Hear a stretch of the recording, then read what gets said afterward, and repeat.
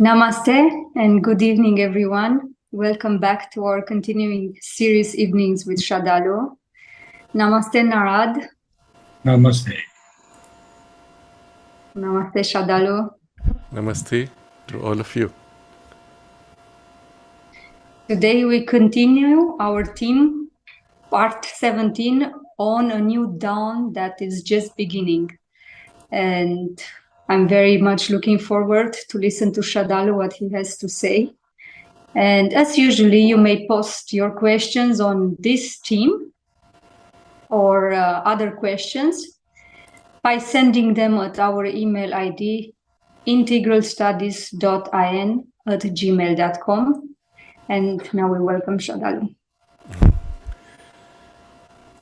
Today's theme is going to be somewhat unusual, as you can make out from the title. And it will be, I hope, something very positive. Of course, with every bright light, there is also an borderline of something which may be a bit grey, but that's part of the game of life, so we need not worry too much. We have a very important symbolic event that is upcoming in exactly 2 days. For those of you who already know, you know what I'm speaking about. For those who don't know, I will elaborate. But it is something extremely important, so important that it is worth dedicating a substantial part of our discussion to this. The event is the installation of the presence in the idol of Sri Rama as a child at the new temple that has been built up at his birthplace in Ayodhya. It may be apparently only a symbolic religious event, but I will elaborate on why it is so important. So, to use the vocabulary which is more familiar within India, it is the prana pratishtha, installation of the life force in the idol.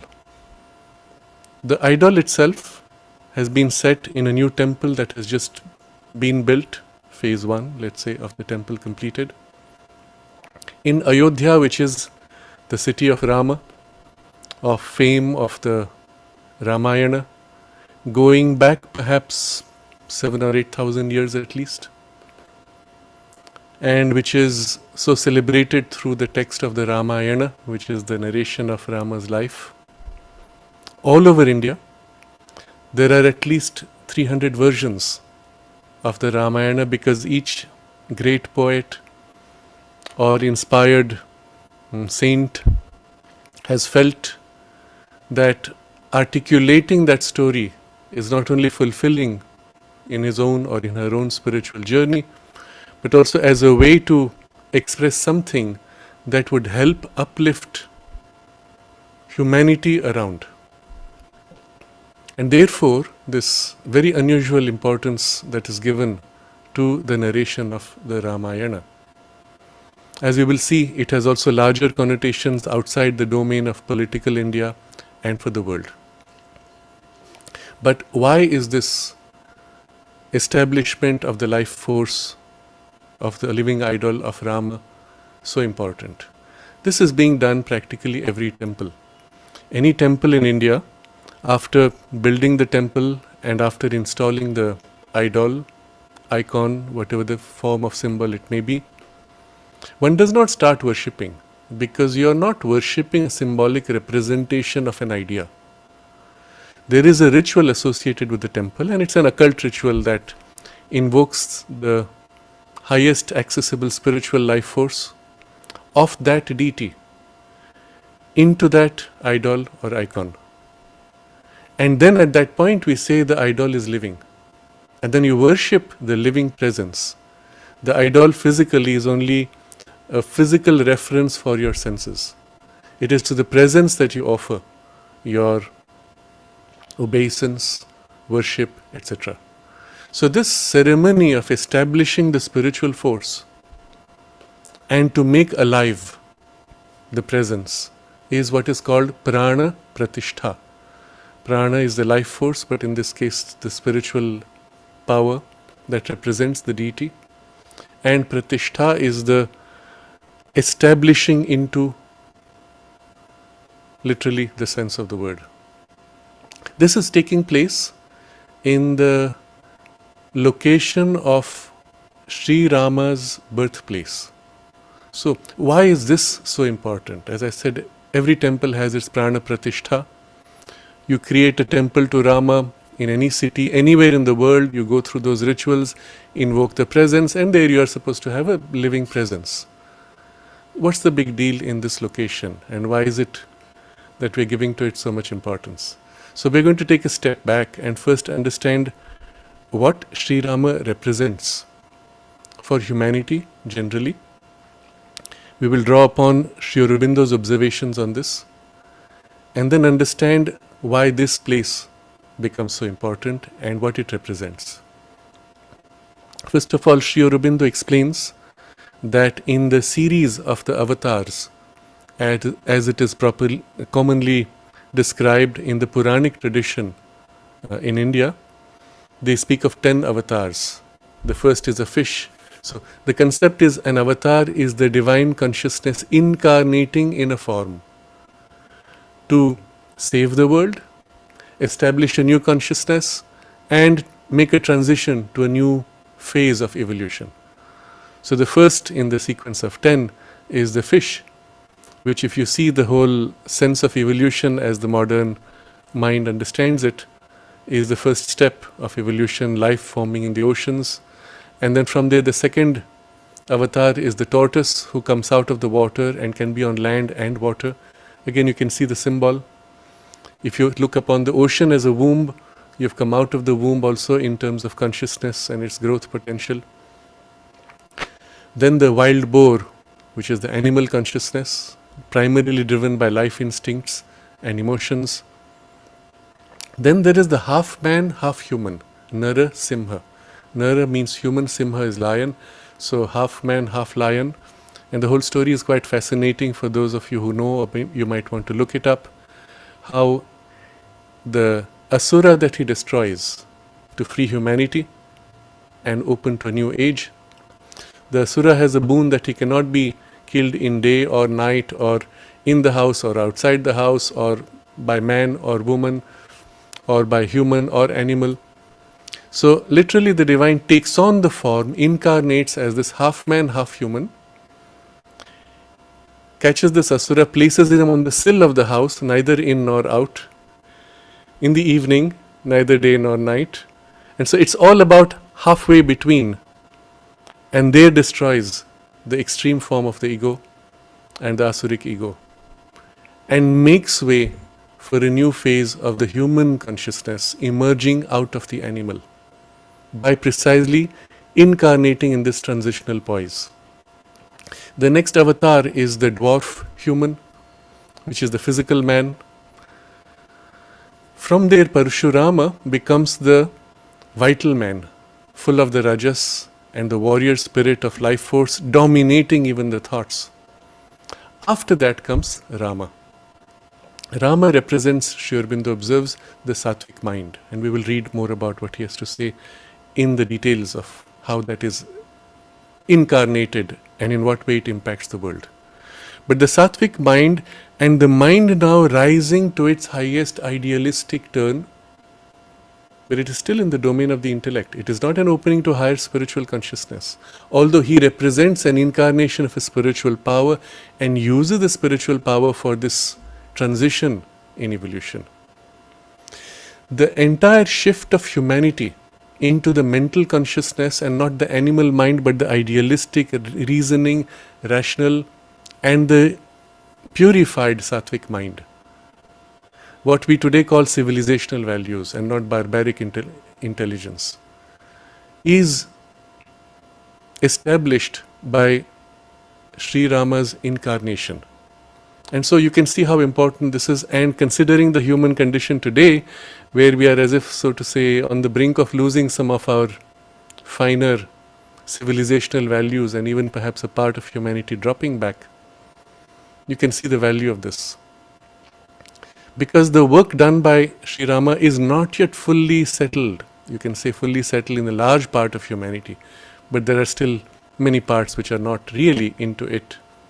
But more than that, the values and standards that he sets, where the collective good overrides the individual good, for example, because that's the turn of the idealistic mind. These are universal values today in humanity and looked up to as higher values, which was not the case when he incarnated.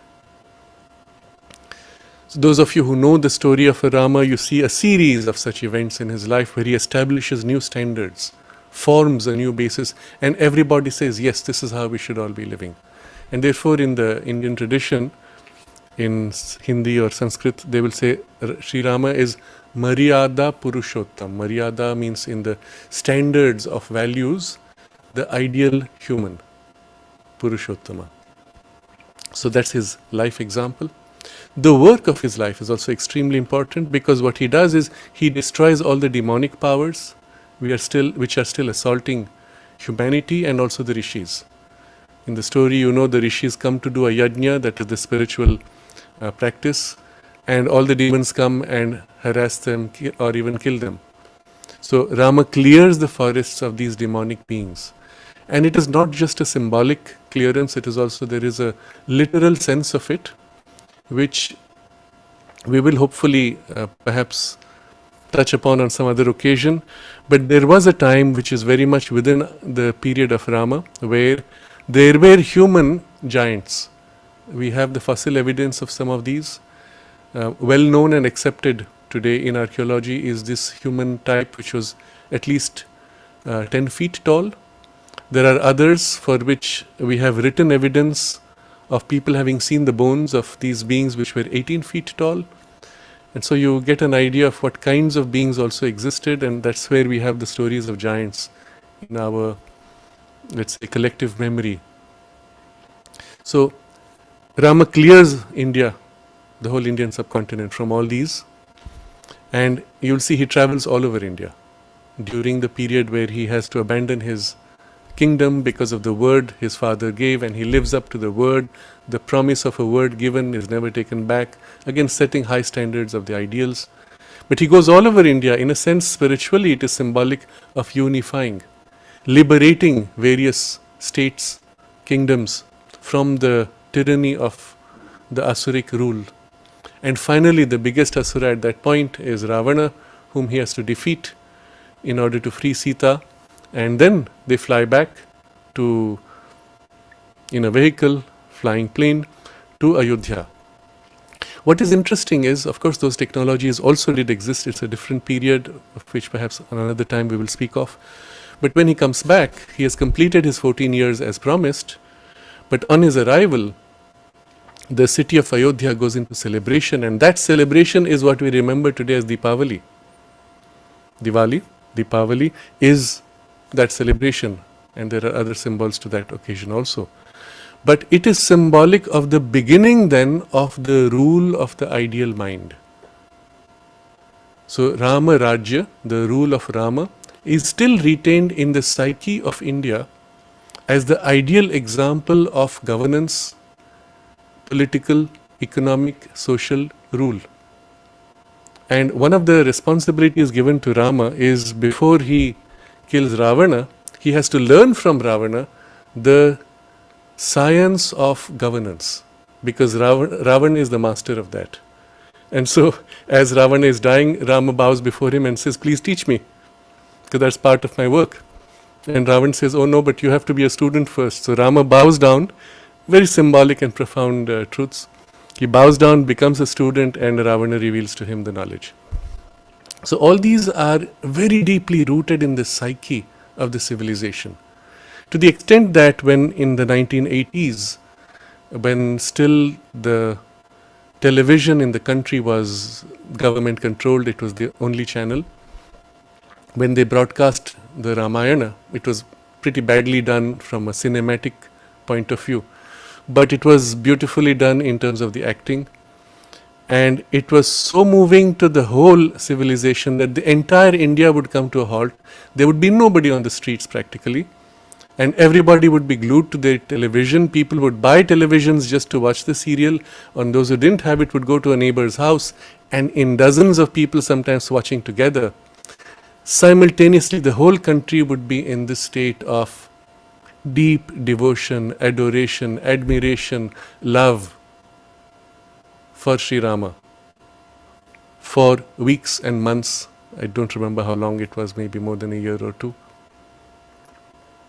For that 45 minutes or 1 hour that each episode came. And when it ended, people were longing for it. Many began to watch all over again, and so on. This is to tell you how important the memory of Rama's incarnation is, at least within the Indian space. And we will see how it also extends much more and also into the world. So the example of his life is important. The work he did also to liberate and then to allow the higher consciousness of the sattvic mind to freely live and not have to bother with the asuric tendencies which were dominating and suppressing it. That was a significant part of his warrior role. And as an avatar, he has to infuse these values, this shift in consciousness into all humanity. Sita, representing his Shakti, his power, the aspect of the Divine Mother incarnated, is also there, thereby connecting not just to humanity but to animal life, to nature itself. And then through her, this impact. So Sita has as much a place as Sri Rama in the psyche of the civilization. And when remembering them, they are always remembered together. The name Sita comes first. Siya Ram, victory to Sita Ram. So Jai Siya Ram will be the common greeting. Or in some parts, in the northern parts of India, they will just greet each other. You don't say good morning. What's special about morning or afternoon or evening? It does not remind you of anything meaningful. What is meaningful in life? And they will greet each other with Ram Ram, remembrance of Rama. And the Rama Rajya, the rule of Rama, is still held as the ideal for humanity that's awaiting still this perfection in the collective life. So this is to give a sense of Rama's place as an avatar and the infusion of these values in humanity. And it does not matter if his memory had been erased or is not known in certain countries. The infusion of the values remains and sets the new standard in human evolution. Let's read from what Sri Aurobindo has to say about this, and I've put it among several of the links which I've put for today's discussion. It's a bit longish, but you'll find it absolutely worthwhile. So first he observes that an avatar is not required to be a spiritual prophet. So he is a realizer and establisher. These are Sri Aurobindo's words. Not of outward things only. So let me read the full text. No, certainly not. An avatar is not at all bound to be a spiritual prophet. He is never in fact merely a prophet. You see, a prophet sees and prophesies. There's nothing. He is a realizer and establisher. Not of outward things only, though he does realize something in the outward also, but as I have said, of something essential and radical needed for the terrestrial evolution, which is the evolution of the embodied spirit through successive stages towards the divine. So it is for the whole earth, terrestrial evolution, that the shift takes place. It was not at all Rama's business to establish the spiritual stage of that evolution. So he did not at all concern himself with that. His business was to destroy Ravana and to establish the Rama Rajya, what we just spoke about. In other words, to fix for the future the possibility of an order proper to the sattvic, civilized human being who governs his life by the reason, the finer emotions, morality, or at least moral ideals, such as truth, obedience, cooperation, and harmony, the sense of humor, the sense of domestic and public order, to establish this in a world still occupied by anarchic forces, the animal mind and the powers of the vital ego, making its own satisfaction the rule of life. In other words, the Vanara and the Rakshasa. So in that age you had the Rakshasa, which were the demons, and the Vanara, which were the monkey humans. So literally it's translated as monkeys, but they're not really monkeys because they could speak. They had their own governance and rule. So it is very likely that there was this period where Homo sapiens and Cro-Magnon or Neanderthal or one of these types which was closer to the animal were coexisting simultaneously, and those would be seen as the Vanaras.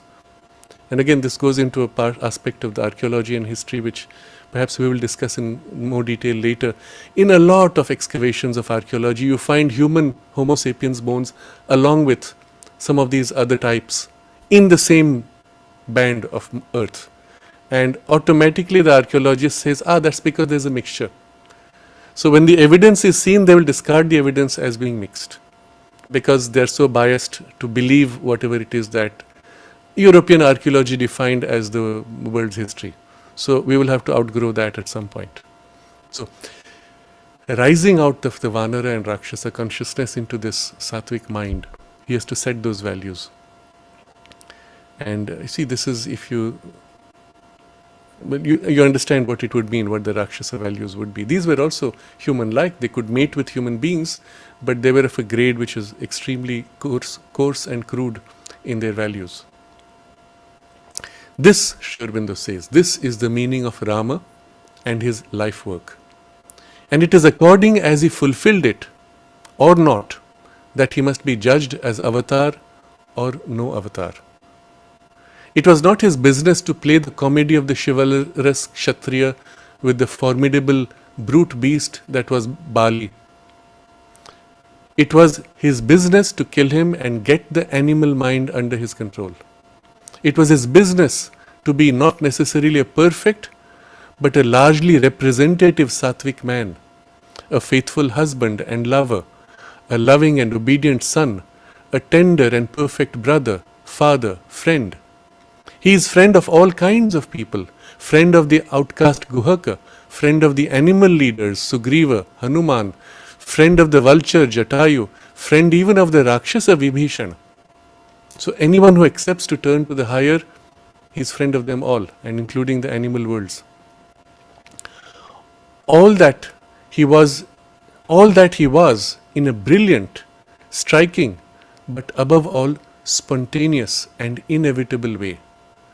Not by a forcing of this note or that, like Harishchandra or Shivi. You have to really know those stories to appreciate what is meant by the forcing. Here it's a spontaneous and inevitable way of being what he was, but with a certain harmonious completeness. But most of all, it was his business to typify and establish the things on which the social idea and its stability depend. Truth and honor, the sense of the dharma. Dharma you can understand as the truth in action, a divine truth or a divine value in action. Public spirit and the sense of order. Now everything which we associate with civilized humanity today, you'll find these are the things, and they all come with Rama establishing these as the values and imprinting into collective human psyche as something worth living for and as the standard.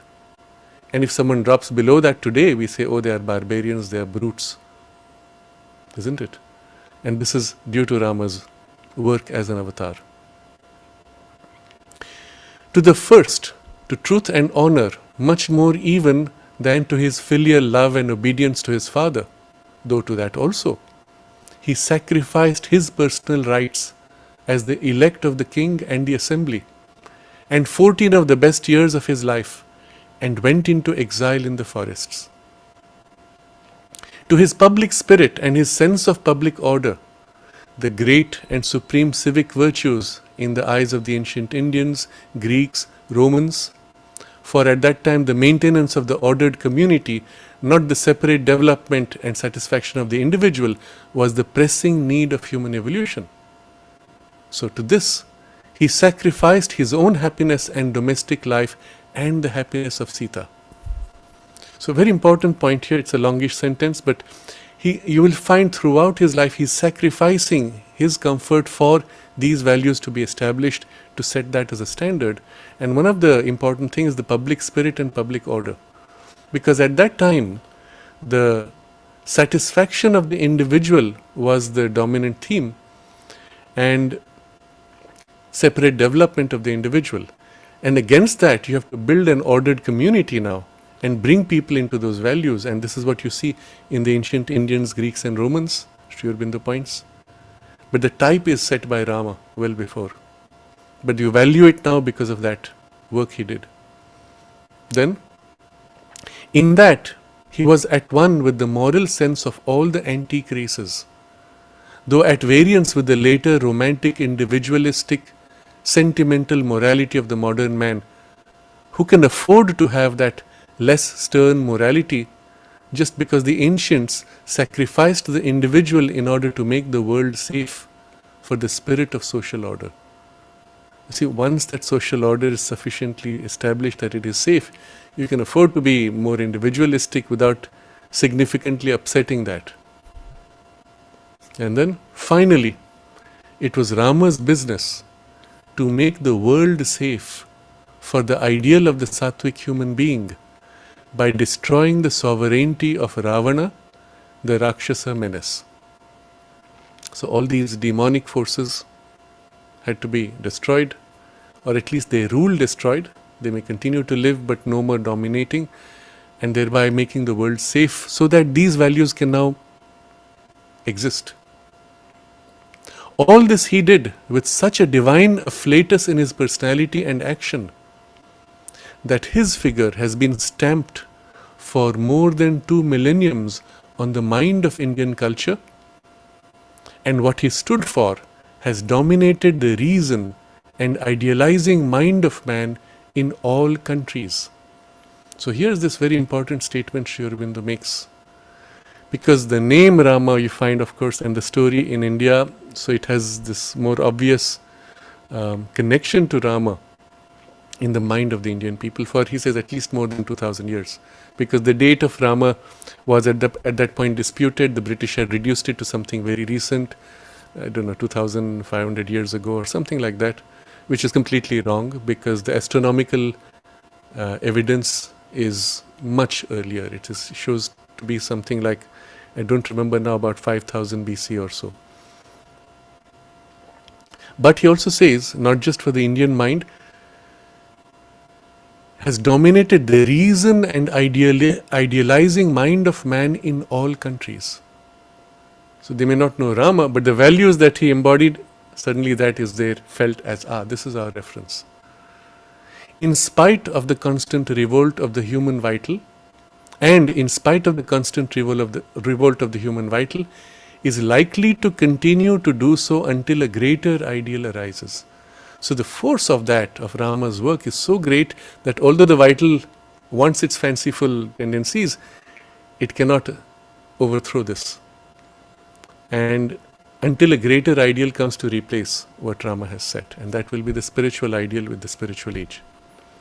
But now here you get an idea of how important Rama's impact in world history and human consciousness is. I'll give one very superficial example.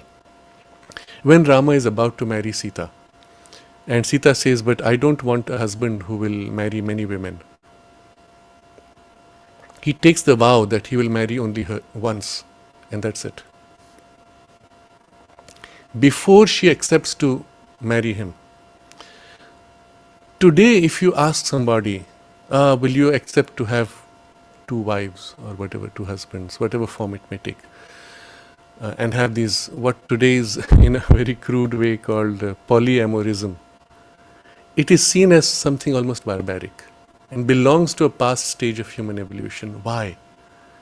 Because the individual values and the sense of the sanctity of individual relationships, including in the marital life and the nature of the commitment, the values that have been set at that time with Rama, still work in us today. And those who deliberately turn to those things have to force themselves into a relationship or a way of being which is almost forced, and it does not last.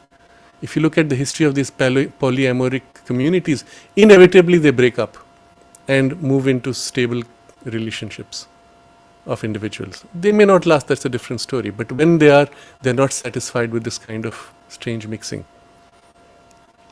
So it shows a stage has been so clearly established. You don't have to know Rama or the Ramayana or ever know that such a person was there. The result is all that matters.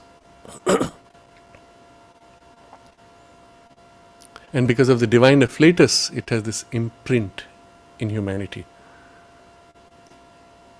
And then Sri Aurobindo comments, and you say, to whoever has written this letter, in spite of all this, that he was no avatar. You may dethrone him now, for man is no longer satisfied with the sattvic ideal and is seeking for something more. But his work and meaning remain stamped on the past of the earth's evolving race. And there's another part where Sri Aurobindo explains that if you remove Rama, then there's a gap in the evolutionary sequence. There has to be somebody who represented the sattvic mind. If not this Rama, some other Rama. If not the name Rama, some other name. That is irrelevant, he says. That there has to be someone. And obviously Rama fits perfectly that description. So he says, there was somebody who was the avatar of the sattvic human, as Krishna was the avatar of the overmental superhuman. I see no one but Rama who can fill the place.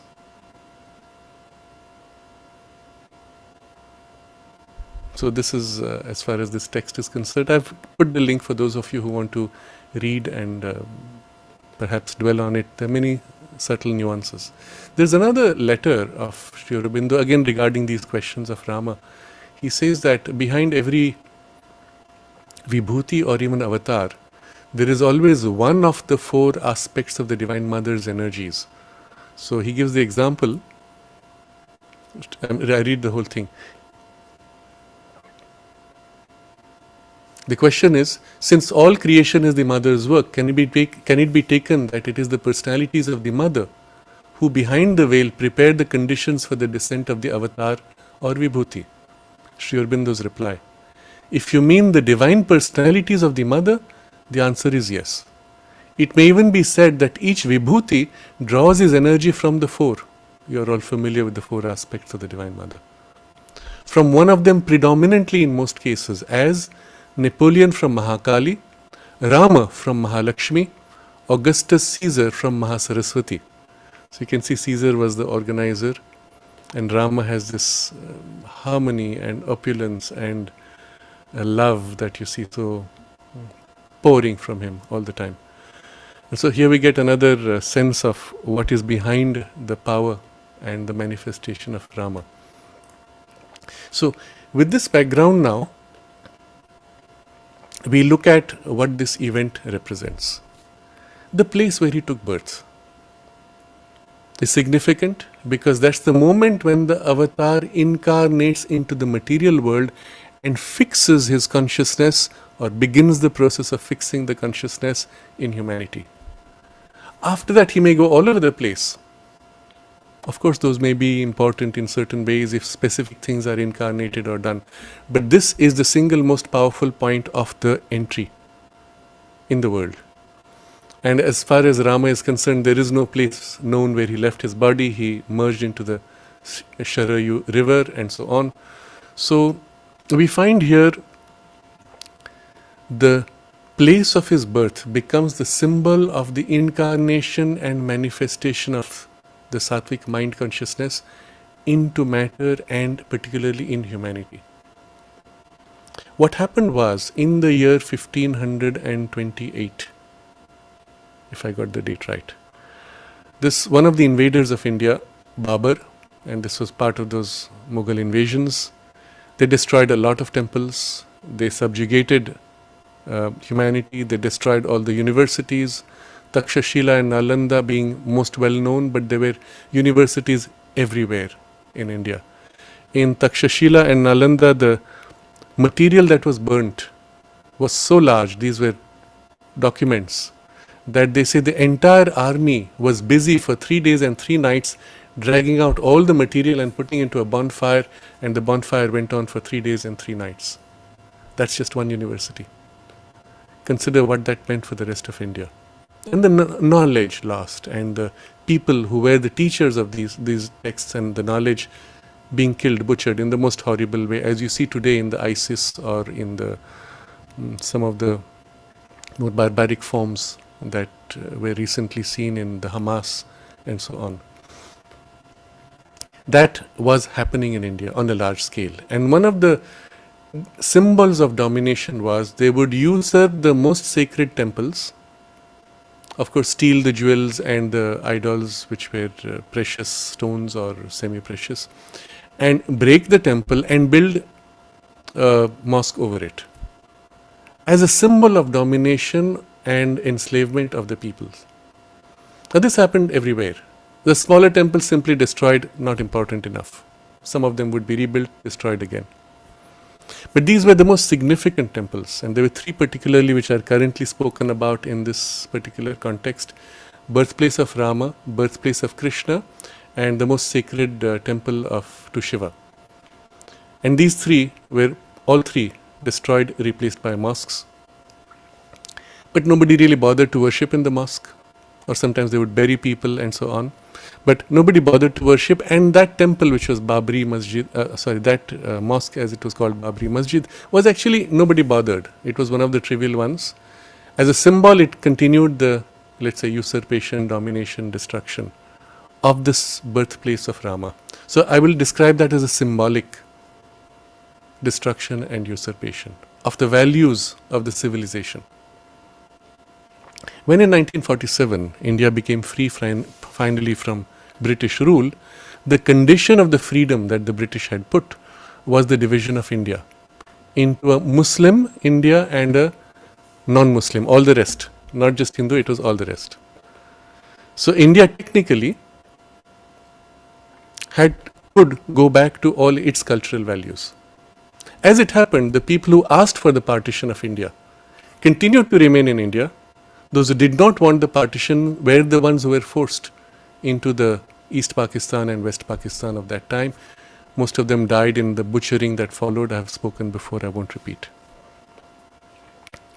But the result effectively was that India, although should have recovered its civilizational and spiritual values freely in public life, had still to contend with this appeasement that Nehru and Gandhi had established. And the appeasement was this, that if a Muslim was upset about something, then Hindus had to kowtow to those. And even Gandhi went so far as to say, if he wants to kill you, then you should allow yourself to be killed with joy, because he's your Muslim brother who wants to kill you. Yes, I'm not exaggerating, you will find this in his collected works. Sri Aurobindo's comment to some of these things, pretty extreme. His comment was simple: why should India throw away its entire civilizational values into the dustbin just because somebody disagrees? Very simply stated. So at that point, the mantra which had brought India to freedom, Vande Mataram, which was literally looking at the country, the nation, as the Divine Mother incarnate, and love for the Divine Mother was identical to love for the nation of Mother India. That chant, which brought India to freedom and would have built the foundation for the whole civilizational awakening and its spiritual resurgence, was set aside under Gandhi's decision. And the song which was written in praise of King George V when he visited India to glory over his imperial position, that song, Jana Gana Mana, was made the national anthem. There cannot be a worse symbol of slavery. But I'm looking at these as merely symbols. So again, the spiritual potential, the spiritual symbol was set aside, and the symbol of slavery was brought forward, 1947. And so at that point, normally this birthplace of Krishna and Rama, as well as the Kashi Vishwanath temple, should have been just given back. Because the Muslims who wanted separation got their lands, they got their entire countries, 2 countries, which were carved out of India.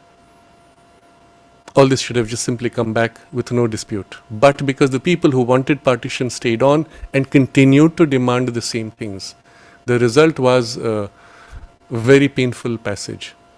And what happened then was 73 long years of legal and political struggle to regain this just one place of birthplace of Rama. It was strange to see how every politician tried to avoid because of appeasement requirements, or they would try to appease one side with some partial tidbit and then block the rest to appease the other side, and so on. The result was that in 2019, despite the Supreme Court being hostile to recognizing this as the birthplace of Rama, where all the evidence was placed before, they could not but accept. And the evidence involved some 2,000 documents, historical documents in 5 or 6 languages, including Persian, Urdu, etc. And of course Sanskrit and Hindi. All these had to be translated, and nobody could agree to a translation. And so we find something extraordinary which took place. And here I'm again going to mention one of our favorite disruptors, Narendra Modi. In the last 40 years, Narendra Modi, well before he was Prime Minister, well before he was Chief Minister, while he was working as a pracharak in the RSS, played a key role behind the scenes for the regaining of the temple or the sacred place of Rama's birth. And he was a pracharak, practically unknown except to those whom he meets. Pracharaks are people in the RSS who dedicate their lives to the service of the country with no personal possessions, with no personal bank account, with nothing. They are practically wandering monks who live in very bare, harsh, uncomfortable conditions. They will practically go house to house and live as guests in every house as part of their work of service to Mother India. And they dedicate their lives to this. So he lived as a pracharak. And as a pracharak, he organized the famous Ratha Yatra, the chariot ride of Advani, which brought Advani to fame and BJP to fame and brought the Ram's birthplace into a political sphere. It was organized by Modi. If you look at the photographs of that period, Advani was just the front figurehead. The entire organization was Modi. When he organized Advani's journey from Kanyakumari to Kashmir, it was Modi's organization. And throughout, when that situation came where the Supreme Court would refuse to move forward unless an agreement of text was made, it was Modi who organized the translation in a way that it was an organizational power. Every party agreed finally to the translations, and then those were placed before the Supreme Court, and finally the Supreme Court was literally forced to take up the matter. And despite all the attempts to delay and to avoid, under its order, there was an archaeological digging that was done. The results of the digging were kept completely secret by the Supreme Court, by court order. You could be arrested for revealing what was found. Isn't that amazing? Isn't that so ridiculous? If you find evidence of a temple or a palace, shouldn't you be saying, oh, we just found what might potentially just be Rama's palace or a temple to Rama, going back many thousands of years, and do a carbon dating? No, you are forbidden and you can be arrested for speaking about what was seen.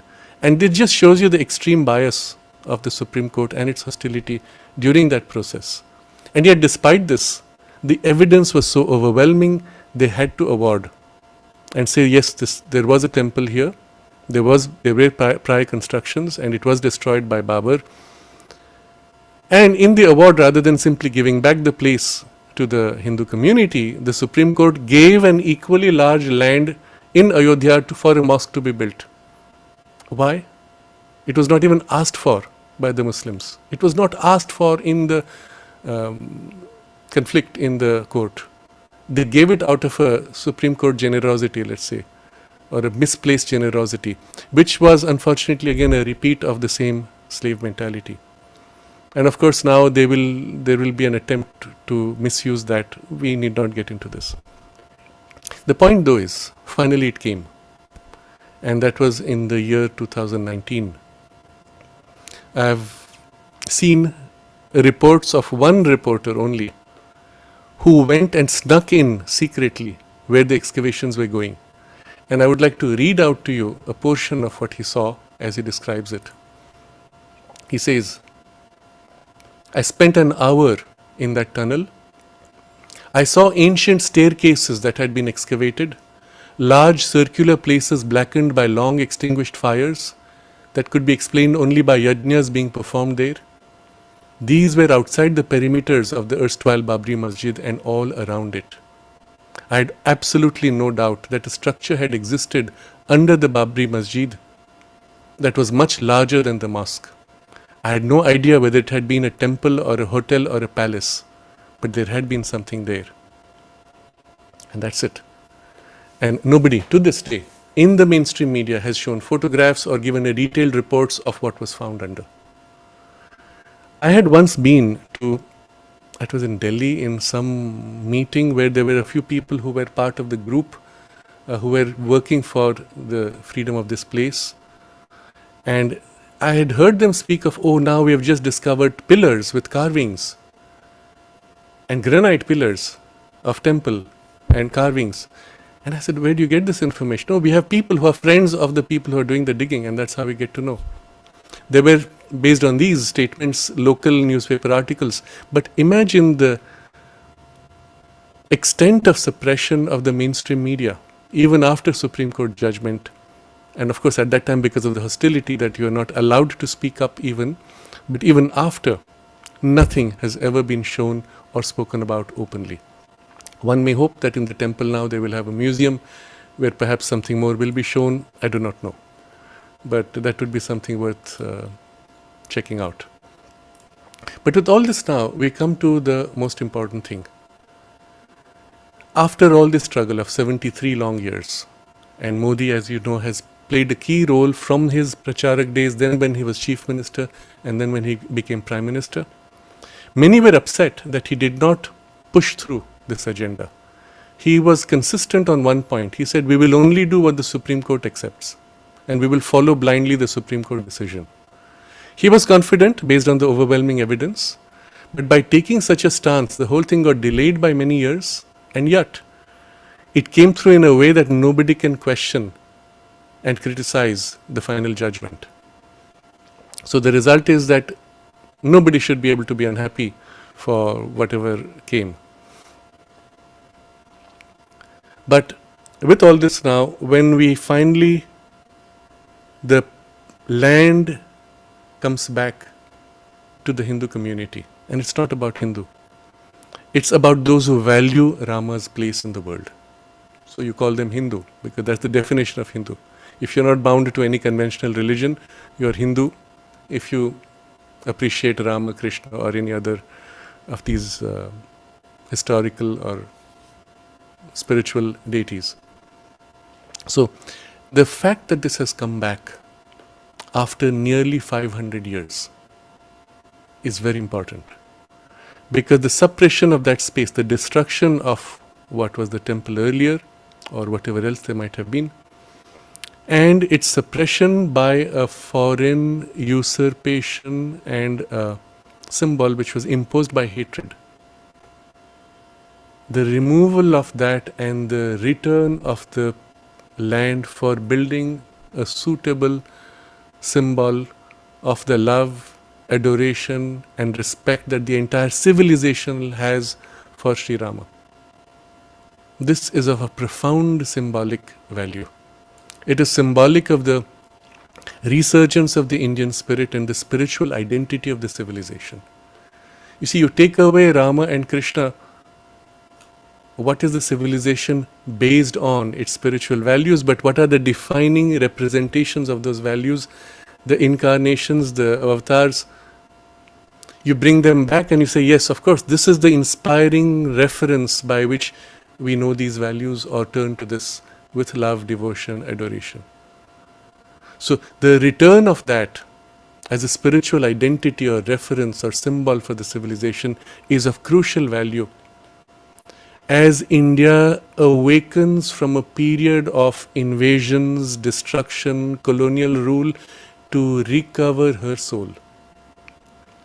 Remember when Sri Aurobindo was fighting for India's freedom, he said it's not because the British are bad rulers. He said because India has a role to fulfill in the world's affairs, and it's a spiritual role which no one else can fulfill. And in order to be able to fulfill that role, India must first find her soul. And in order to find her soul, she must be free. That's why you're working for India's freedom. So you got your political freedom in 1947, but it was not the cultural, nor the economic, or the spiritual freedom in any way. It was not even an economic freedom. It was all bound with the hangover of the colonization as well as weakness. All that has largely been washed out, let's say, over the last couple of decades at least. But this becomes now symbolic of the spiritual reference point for the Indian civilization. That's why I'm giving to this so much importance. And I would never do that on my own. I would always want to turn back to a reference of confirmation from Sri Aurobindo. And I'm going to read to you something which I hope will be for you also equally moving and compelling as an inspiration. There's a letter of Sri Aurobindo to Barin, where he says,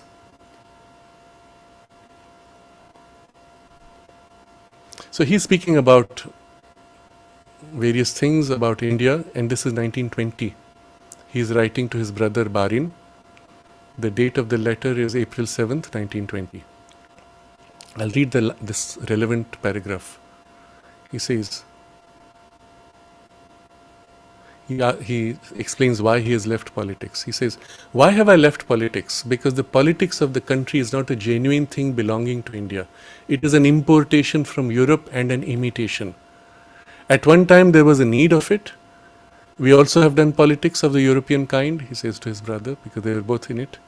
If we had not done it, the country would not have risen, and we too would have not gained the experience and attained full development. But there is still some need of it, not so much in Bengal as in the other provinces of India. But the time has come to stop the shadow from extending and to seize on the reality. We must get to the true soul of India, and in its image fashion all works. And this was the point Sri Aurobindo made. India needs to introspect and find her own civilizational values and genius and recast her national and public life around that, not by an imitation of the British Constitution or the British law, etc. In fact, for the first time about 2 months ago, the Indian Penal Code was completely recast, and even the name of the Penal Code was replaced with the specific Sanskrit terms. I don't remember now. But it's the first attempt really to recast, drawing from the best what is known and keeping certain things common, removing things which were irrelevant and so on.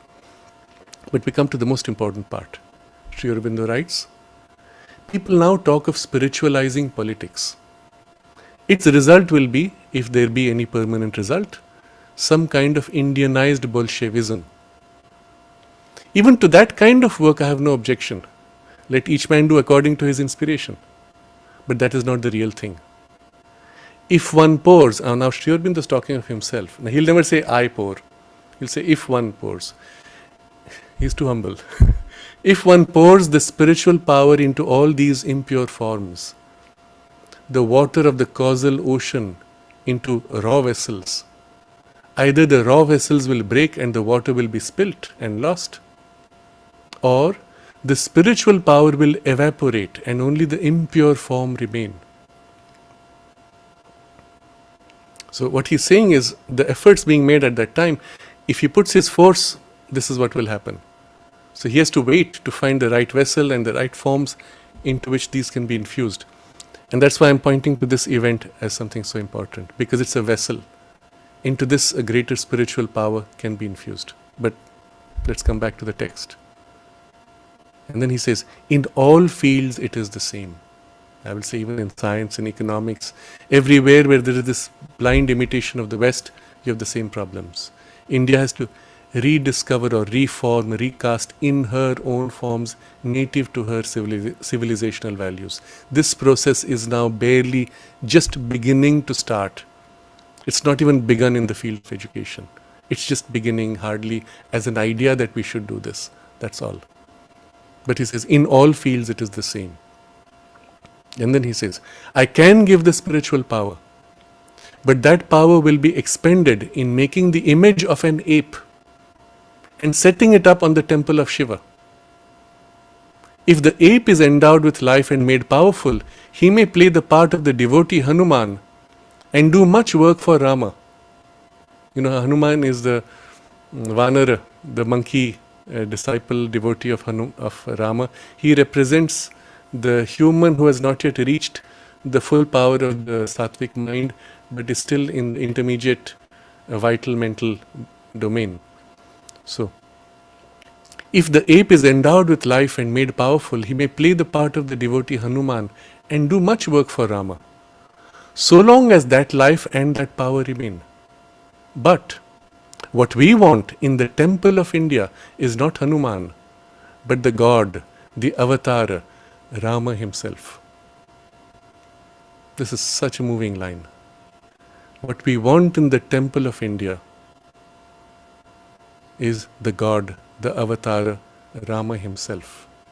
Now you understand in terms of what Rama represents, and the Rama Rajya, the idealized rule of the higher mind of humanity, organizing its values and life and lifting it to the best it can in preparation for a great spiritual opening. And so the temple of India, what is this temple of India? This is being built. What we want in the temple of India is not Hanuman, but the God, the avatar, Rama himself. So again, he's speaking about India because that's the time when that was the primary scope of his work. Already, his work had moved, he had come to Pondicherry and had widened out to a larger freedom and awakening of humanity. So you will see subsequently all of his writings deal with something completely universal for humanity, although there are parts which are specific to India also. But this, what we want in the temple of India is the God, the avatar, Rama himself. So I leave this part of the text now. When we look at this, we recognize the tremendous importance, and this is written in 1920. 100 years later, the temple to Rama, which would be the most significant temple to Rama in the history of India, of the Indian civilization, has just been built 104 years later. And for the first time, the living presence is going to be established, the Prana Pratishtha. So let me just dwell upon what this means. We already explained what is the Prana Pratishtha. It's the presence of the deity. You will find in all the newspapers, they will translate this Prana Pratishtha as consecration. No, it's not consecration. This is one of those problems because there is no equivalent English word. So they dilute the meaning of Prana Pratishtha to something which is not at all the meaning, which is false even. Consecration is to make sacred. So from a strict point of view, the site was already consecrated when Rama took birth. It was always sacred. That's why it had to be freed from this perverse domination of a hostile and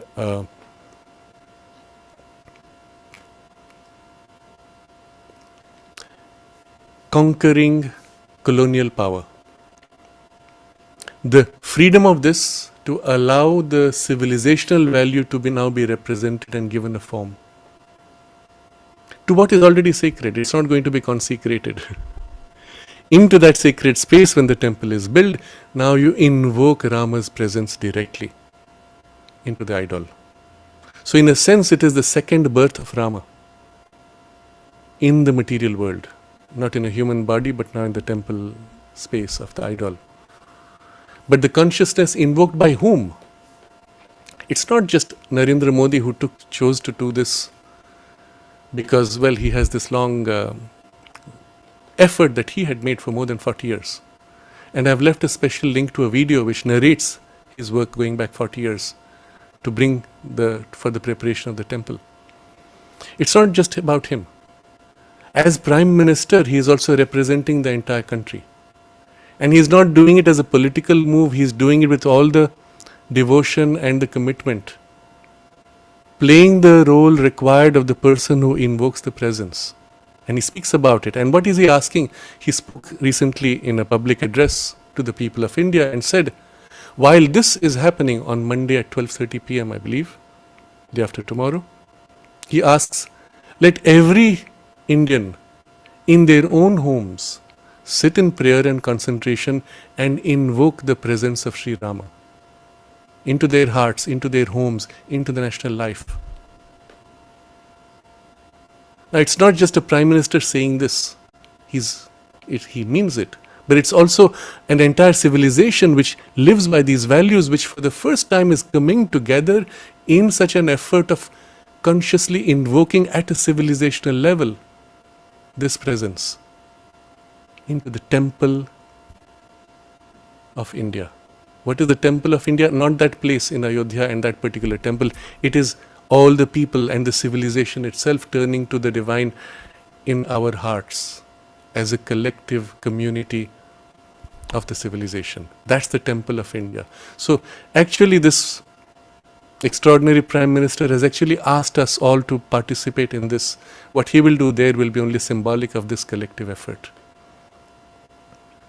I do not know how many will actually do it. If you feel so inclined, please go ahead and do it. But understand the importance of this.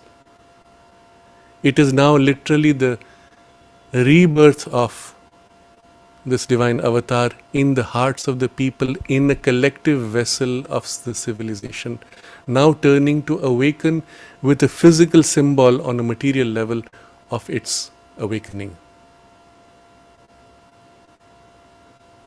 You will remember Mother's observations regarding Auroville. When she said there were a lot of problems, people complained, she said, build the Matri Mandir first.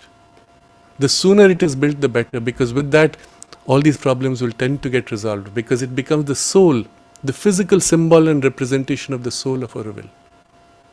And when you give a physical material representation to the soul, obviously in the collective material life, there is a greater power of that. And it becomes naturally the focal point. That's the one point around which every Aurovillian will be aligned, irrespective of other differences. And if they're not aligned, they shouldn't be in Auroville. They've come for the wrong reasons. So if you understand this idea, in the temple of India, this is being established, and that is the physical representation of this act. Then you can again say that Sri Rama is taking birth in the material world at the same spot after being evicted for more than 500 years from the civilization. Symbolically. That's why I say it is a symbol. Sri Rama being primarily representing the power drawn of Mahalakshmi, he represents the harmonizing of all contraries, the love and the abundance, which you see amply expressed in his life. But that power now brought into the community and the collective life of the nation. So it is a unifying event for all of India, and all the spiritual traditions of India, all of them without exception revere Rama, all unite around this. So spiritually it is an extraordinary event because it is the unifying center for all the traditions coming together. There's one particular community which is in the region of Ayodhya, which is called the Suryavanshi Thakur community. They are the Suryavanshi, meaning the lineage of the sun. And this goes back all the way to the Mahabharata. They represent that lineage, but from the time the temple was broken and replaced by the mosque, by Babur, by sheer hostility and hatred, this community swore that they will not walk with chappals, with covered feet. They will walk barefoot, whether it is cold or heat. They will not wear the pagdi, which is the turban, which is a mark of self-respect and also protection for the head, you may say for the cold, etc. They swore that they will not rest until this temple is rebuilt. And until that time, the lineage, the entire lineage for the last 500 years has lived in the most uncomfortable and difficult circumstances. Even in extreme cold, in extreme heat, they will always walk barefoot, reminding themselves of the great insult and living for the day when the temple will be rebuilt. And I give this as just one example. You cannot sustain something like this for 500 years unless it deeply moves people. And to this day, when people are told there is such a community, it moves you to know that there are people like this who have such love and reverence and are waiting for the return of Rama's rule in India, which would be the ideal rule. Again, symbolic. I give this as an example of how it moves people. In the entire south of Asia, the Indian subcontinent, all the way through Myanmar, Cambodia, Vietnam, Thailand, everywhere you find Rama. In the Cambodia, the river is called Mekong. It's the English distortion of Ma Ganga, Mother Ganga. In Thailand, the kings are named Rama to this day. And their capital city is Ayutthaya, which is a distortion of Ayodhya. So powerful is the imprint of Rama and what he did, that to this day the political structures still retain that. In Egypt, the kings used to be named Rama or Ramas, which becomes Ramses in the anglicized version.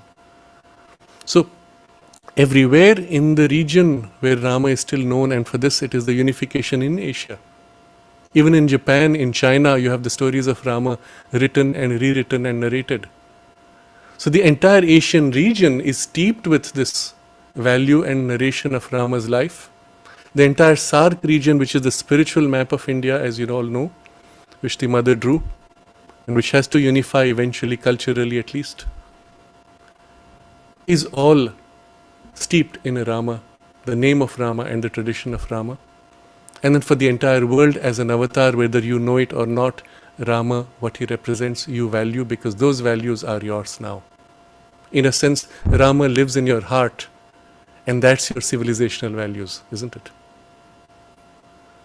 So the symbolism of this Prana Pratishtha, the living presence infused in a material place, once again after now, whatever, 5, 6, 7,000 years of Rama's incarnation, but after 500 years after the dismissal of Rama's presence on the material symbolic level. And that was the worst period of India's enslavement. And this therefore becomes symbolic of India's resurgence, and I will say spiritual resurgence, because what Sri Aurobindo wanted, he said, in the temple of India is the God, the avatar, Rama himself. So it's a spiritual resurgence just as much as a cultural resurgence. Symbolic therefore for the entire world as a turning point. I want to share something quite unusual, and I'm sure it will intrigue you. There's a little booklet which was published about now 34 or 35 years ago. Unfortunately, there's no date. It is 1989 or 1990. My teacher was still in the body. It's a talk that I had given. There's a picture of, that's me when I was, 14 or 15 years old, 16 years old perhaps. I'd given a talk which was titled Into the 21st Century, and I spoke about how India is entering the 21st century and what it means, what are the signs or what are the important things that are inevitably going to happen. I put it in the context of the yugas, but also many material symbols. And one of the things I said there was that India's large population will become its strength. And at that time, all the media, all the schools, all the economists in India and the world used to say, you have a large population, that's your weakness. Reduce your numbers, all will be well. And I said, no, it will be the strength of India's, the numbers will be the strength for India in her resurgence.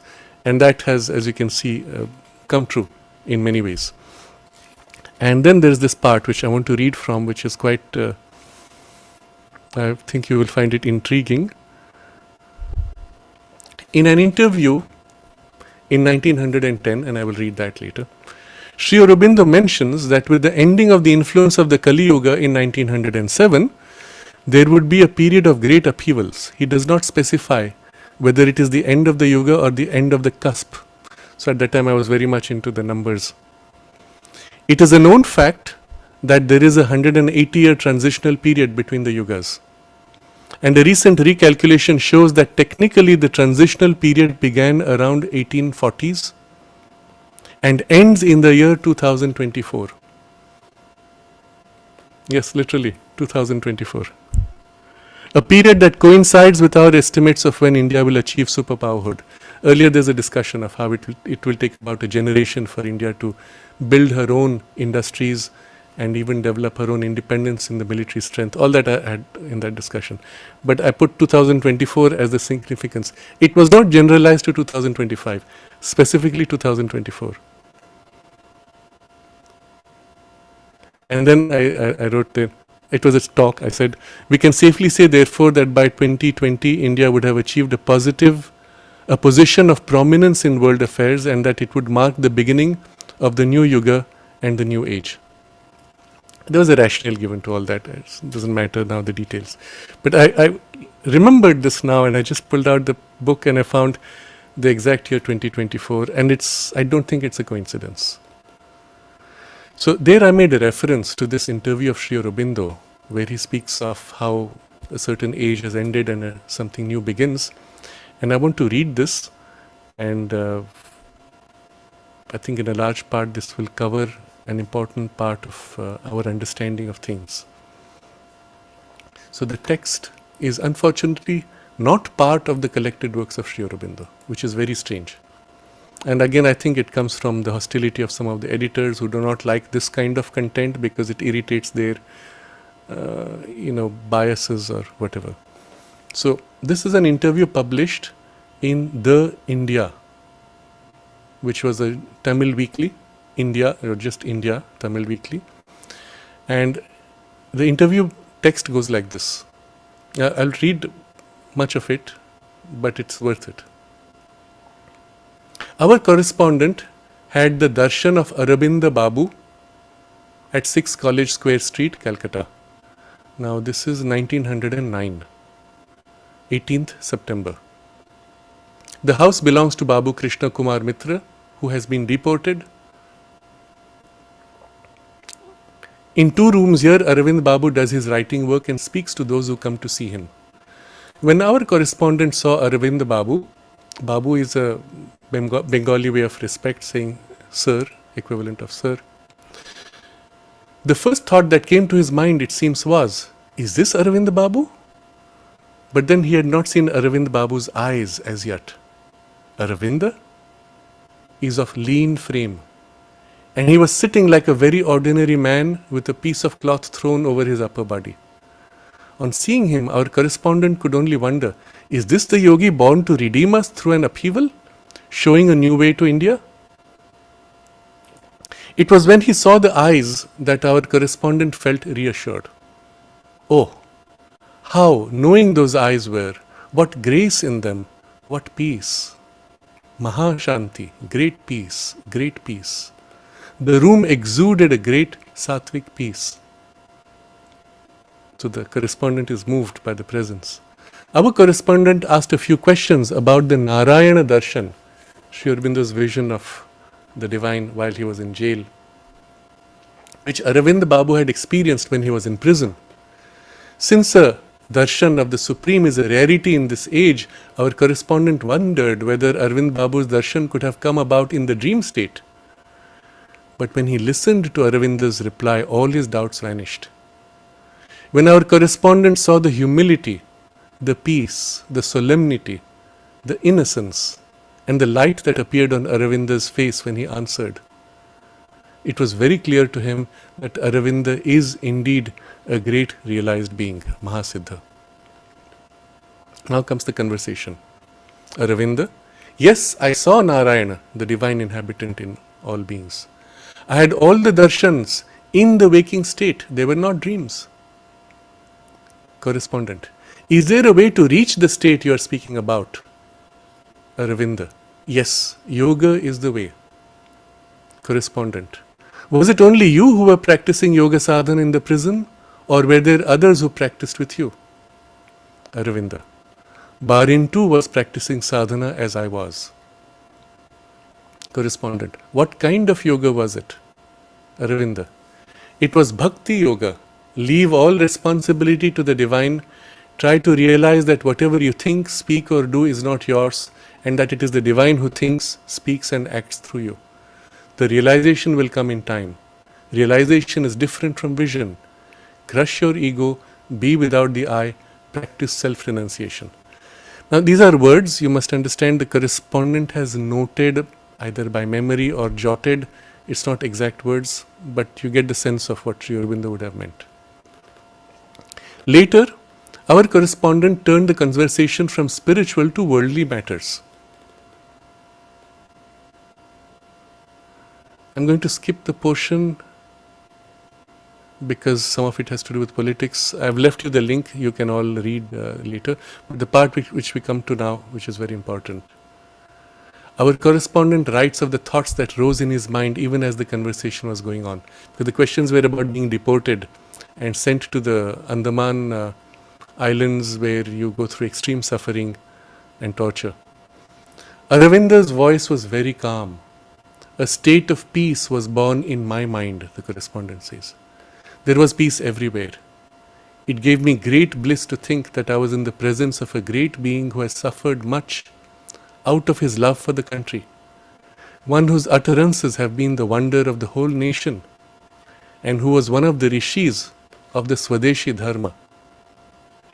I was astonished to see him conversing with me calmly and peacefully, even while his own brother was awaiting the death sentence. And this was the situation then. And Sri Aurobindo also might be deported.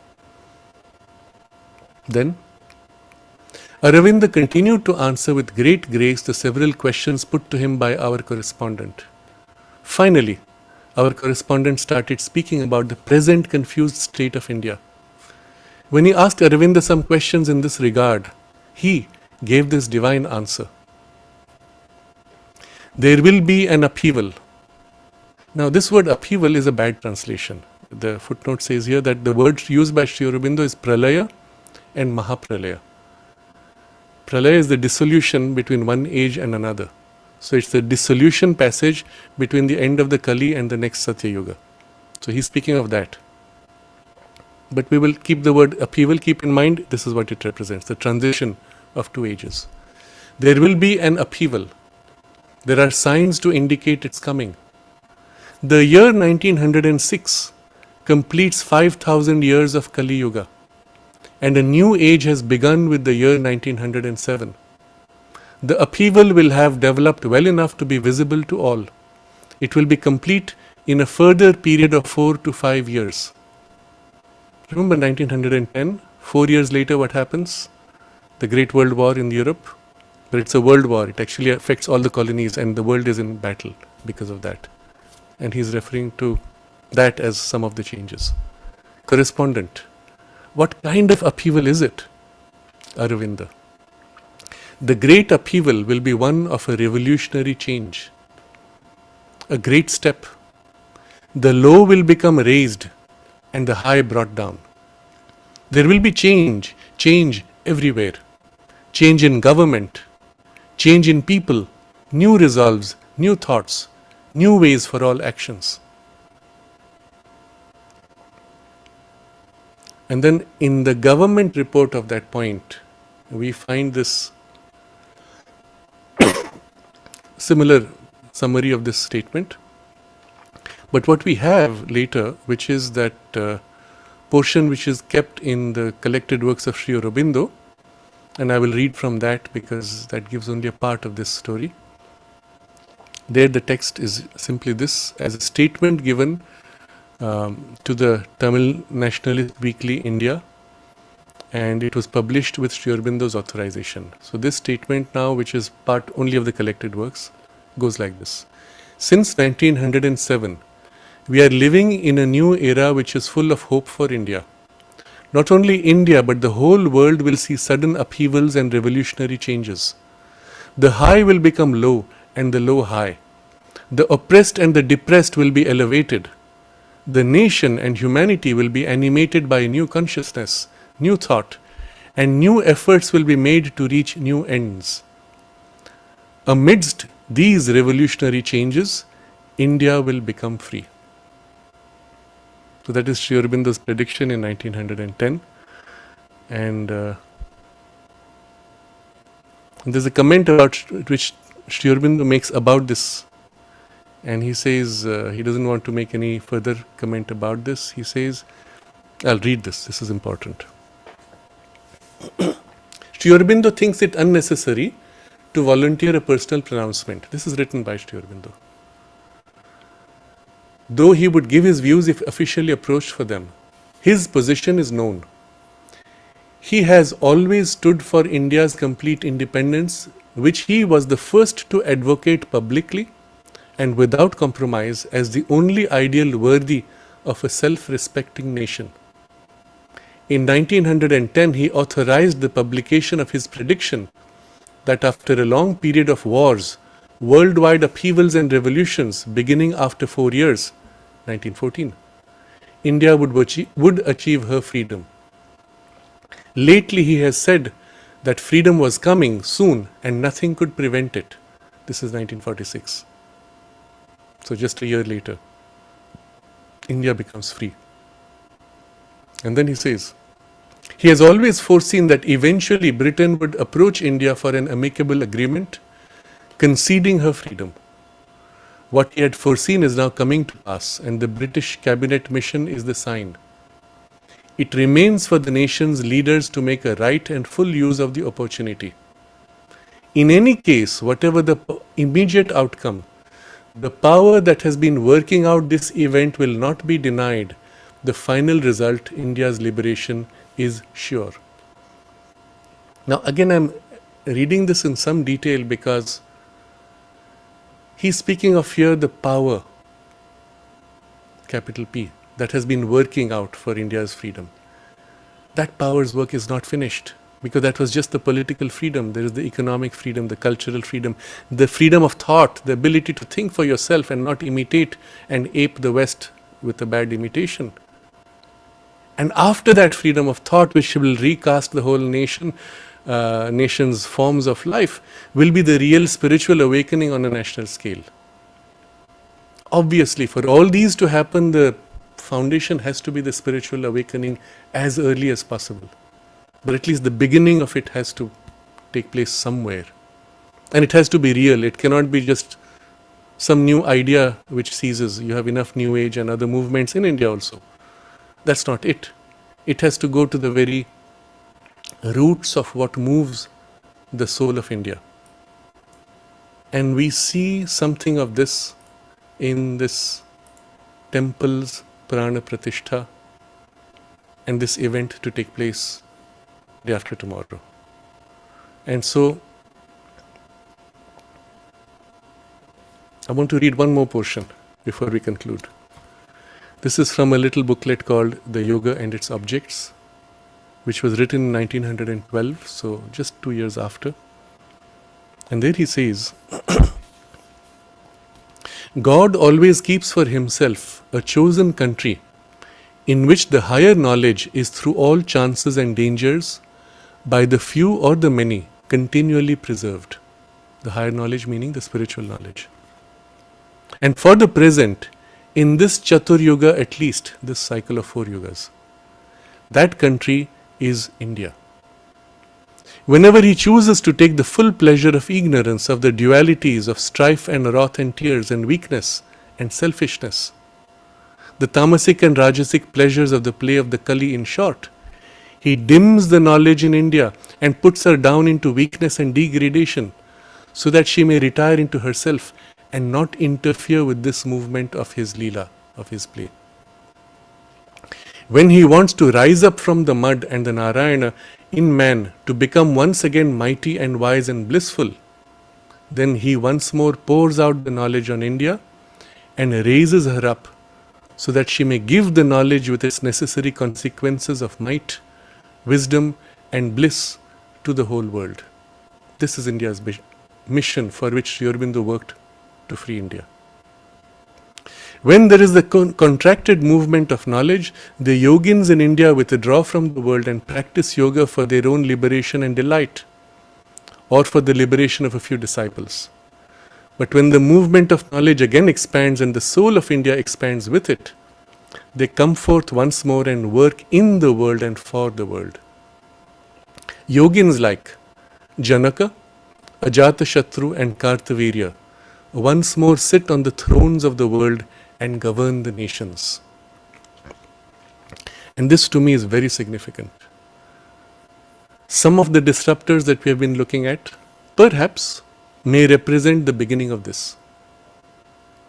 Janaka, as you know, was in the ashram in the incarnation that we know as Doraiswami Iyer.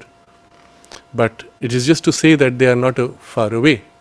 And then it's a question of time. And if you see anywhere some spiritual depth to one of the world's leaders and an effective action in the world, we are heading in that direction, where he says, yogins like Janaka, Ajatashatru and Kartavirya once more sit on the thrones of the world and govern the nations.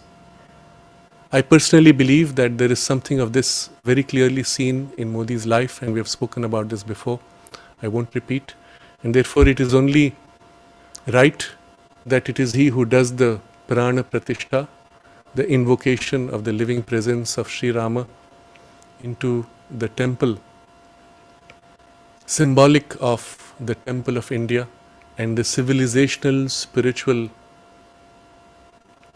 base which represents a new dawn through this material symbol of what is happening. Necessarily, a material symbol does not change consciousness. Rather, the symbol becomes possible when material circumstances change enough or consciousness changes enough that the symbol can change. There's one question which I want to take, and then we will end this discussion.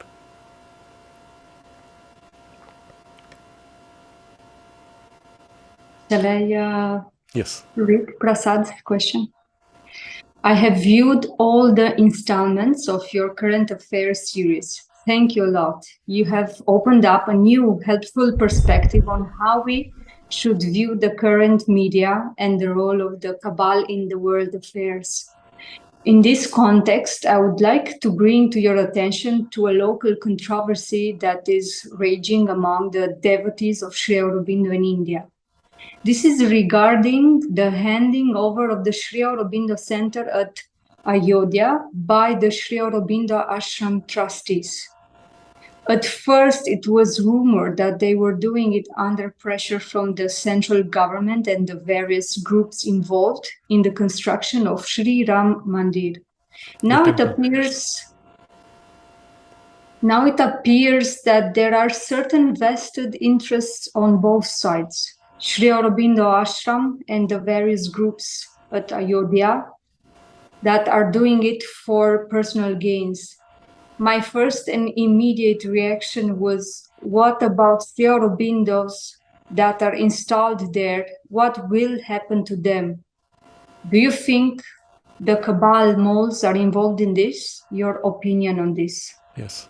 So there is a Sri Aurobindo Center which was established, if I remember right, 1989, because a very great devotee of Sri Aurobindo from Orissa used to live in Ayodhya, who was known here as Babaji Maharaj. And he turned to Sri Aurobindo. With him a whole lot of his followers came also. But as a result of the following he had in Ayodhya, he was a devotee of Rama, they gave this land to the Sri Aurobindo Ashram, in which in 1989, if I remember right, Sri Aurobindo's relics were installed there. So this is the question Prasad has: what happens to Sri Aurobindo's relics which are installed there? And unfortunately, this is something we have come to know, that the group of the administration in the Sri Aurobindo Ashram wants to hand over the entire property to the UP government for utterly no reason. So they spread a rumor they were under pressure, which as it turned out was completely false. It was a way to pacify people who would object so that they could surreptitiously give up the property. The property is sitting exactly next to the Ram temple boundary wall. So think of it. This great event that is taking place, and the symbol of the temple itself, and Sri Rama's installation, incarnation in the material idol of the temple, and on the boundary wall is Sri Aurobindo's center with Sri Aurobindo's relics there. It could not be more beautiful, even as a symbol. It is as if through that reawakening to Rama, Sri Aurobindo's consciousness is pouring through and filling all this awakening that is taking place in India. You see, spiritually it is such a beautiful, such a powerful symbol. But the human beings, as I said, symbols alone are not enough. Human beings sometimes can override, even destroy. And here, where the place is already there, there's nothing to be done for it. The people in the administration I've mentioned before, many of them have this very strong hatred to Sri Aurobindo and the mother, and they have hijacked the ashram community. These people, if you speak Sri Aurobindo's name or the mother's name, they get an allergic reaction, they get angry, they get upset. And they love it when they can subdue, suppress or hurt you by saying something contrary or ridiculing something. These are the people who want to give up this property. What will happen? I do not know. But it is left to people, the followers of Sri Aurobindo and of Sri Rama, if they can see through this mischief and prevent it from happening. If it does happen, it will be symbolic of still the insufficient condition of receptivity, and I would say a huge failure of the people in the ashram itself and the devotees of Sri Aurobindo. I'm pointing to this, and in sharp contrast, you will find in Auroville, where also similar hijack had taken place for many decades. All the work had been ground to a halt. No growth to the city as Mother wanted in the master plan. Nothing had been happening. In the last few years, an attempt was made to take it forward, and they found ways to bind it in more than 20 court cases.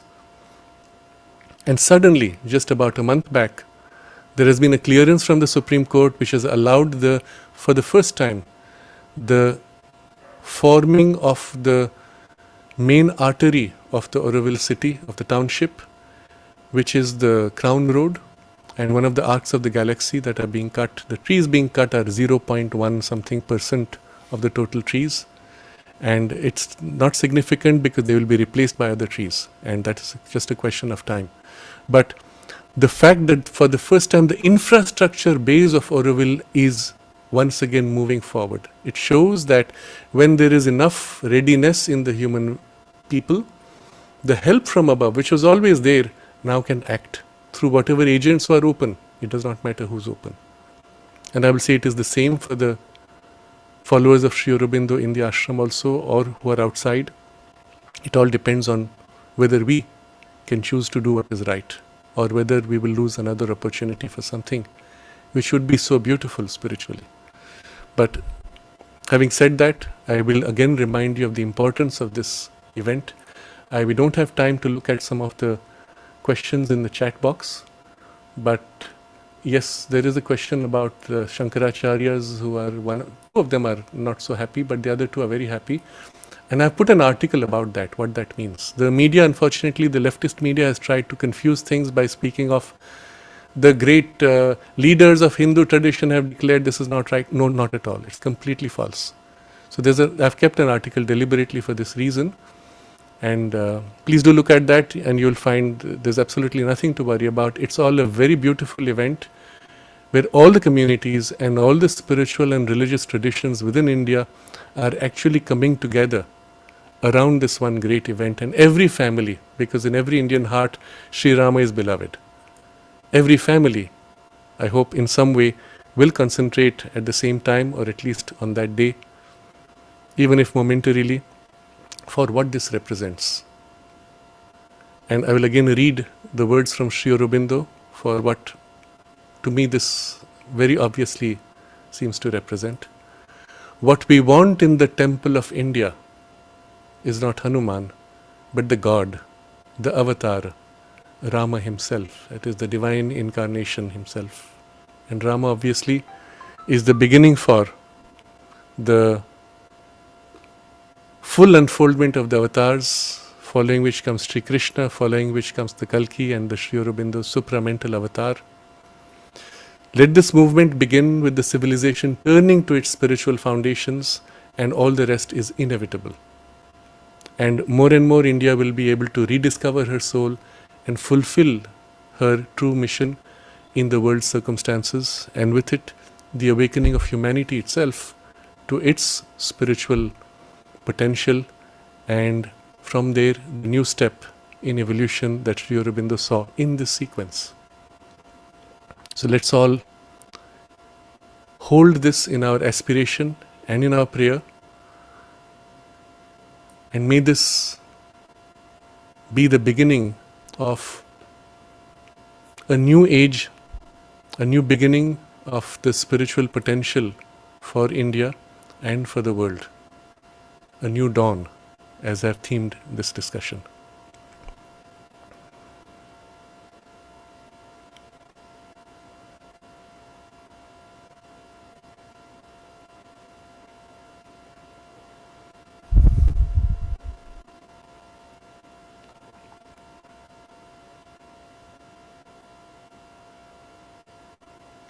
Namaste.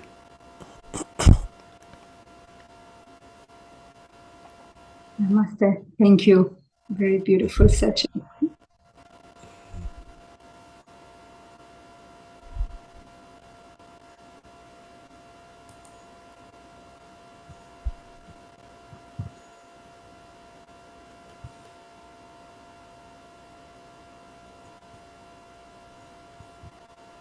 Yes, Jai Shri Ram.